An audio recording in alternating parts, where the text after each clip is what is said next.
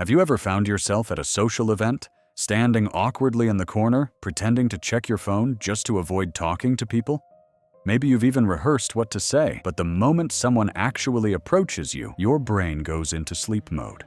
And suddenly, all you can think about is how to escape. Yeah, I've been there too, but here's the truth. Small talk isn't about being the most charismatic person in the room.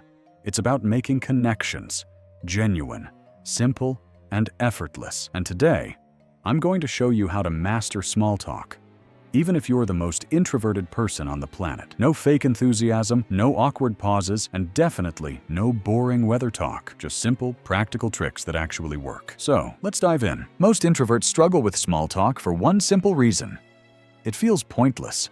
Why waste time talking about things that don't really matter? Why ask a stranger about their weekend when you honestly don't care? Wouldn't it be easier if conversations just started with, "So, what's your deepest fear?" Unfortunately, that's not how the world works. Small talk isn't about the content, it's about the connection. It's a doorway to deeper conversations, and once you understand how to make it feel effortless, social interactions become so much easier. The good news? You don't need to change your personality or suddenly become an extrovert. You just need a strategy. Number 1, shift your mindset. It's not about you. The biggest mistake introverts make? They think too much about themselves. What should I say? Do I sound weird? What if they think I'm boring? But guess what? People don't care about how perfect you sound. They care about how you make them feel. Instead of focusing on yourself, shift your focus to them. Imagine you're a detective. Your job isn't to impress people, but to uncover interesting things about them. Try this.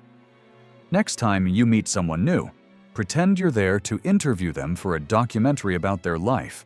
Your goal is to find out what makes them unique. Number 2, use the force method. No, I'm not talking about Jedi mind tricks, though that would be cool. I'm talking about a simple framework to keep conversations flowing. Family. Do you have siblings? Oh, are you the youngest? Occupation. How did you get into that job? Recreation. What do you usually do for fun? Culture.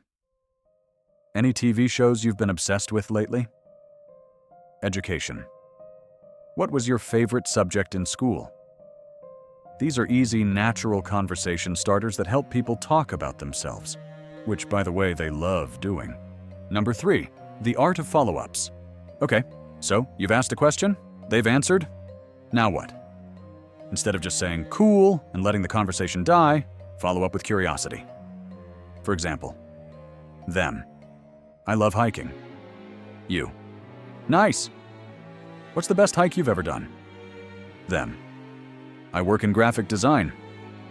You. Oh, that's awesome. Did you always know you wanted to do that? When people feel genuinely listened to, they naturally enjoy talking to you. And the best part? You barely have to do any talking. Number 4, master the art of mirroring. Ever noticed how some people just click instantly? A big part of that is mirroring, subtly matching the other person's energy and speaking style.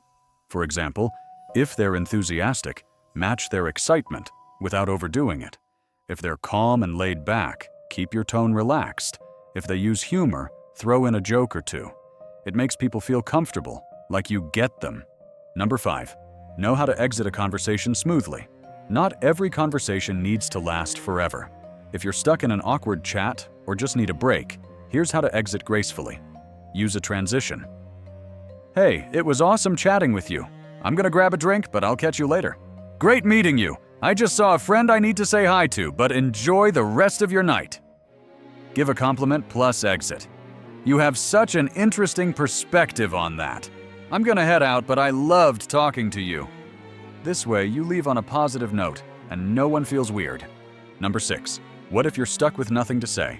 Let's say your mind goes blank. You panic. The silence is getting louder. What do? Use statement-question combos. Instead of just asking questions, share a thought first. Example, instead of, "How was your weekend?" Say, "I finally watched Interstellar this weekend. Have you seen it?" This makes conversations feel more natural and gives the other person something to build on. Finally, small talk is a superpower. Here's the big takeaway. Small talk isn't just about filling silence. It's a bridge to meaningful conversations. You don't need to be the funniest or most outgoing person in the room. You don't need a script. You just need to be curious, present, and engaged. And guess what? The more you practice, the easier it gets. If you found this helpful, make sure to like, subscribe, and hit that notification bell, because next time, we're diving even deeper into social skills that will make your life 10 times easier. See you in the next video.